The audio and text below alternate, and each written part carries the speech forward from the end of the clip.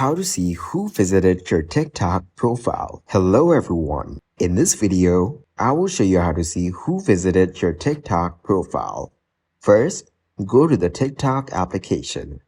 Now, on the bottom, TikTok has 4 options. So from here, what you need to do is tap on the inbox option, and this will show you all the activity over here. In the all activity option, you have a feature that shows you who viewed your profile. After that, tap on the profile view option. Now this option will inform you who visited your profile in the past 30 days. So that is exactly how you can see who visited your TikTok profile.